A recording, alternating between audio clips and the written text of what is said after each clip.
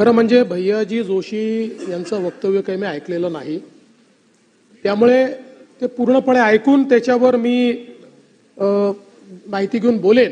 पण आपची भूमिका काय आहे किंवा सरकारची भूमिका काय आहे? सरकारची भूमिका पक्की आहे। मुंबईची, महाराष्ट्राची, महाराष्ट्र शासनाची भाषा मराठीच आहे। महाराष्ट्रात राहणाऱ्या प्रत्येकाने मराठी शिकलं पाहिजे, प्रत्येकाला मराठी बोलता आलं पाहिजे। आणि खरं म्हणजे या माझ्या वक्तव्याच्या संदर्भात भैयाजींचे काही दुमत असेल असं मला वाटत नाही। तथापि मी पुन्हा एकदा शासनाच्या वतीनं सांगतो, मुंबईची भाषा मराठी आहे, महाराष्ट्राची भाषा मराठी आहे। इतर भाषांचा इथे सन्मान आहे, इतर भाषांचा इथे सन्मान आहे। कुठल्याही भाषेचा आम्ही अपमान करणार नाही, कारण जो स्वतःच्या भाषेवर प्रेम करतो तोच दुसऱ्याच्या भाषेवरही प्रेम करू शकतो, त्याच्यामुळे तो सन्मान आहेच।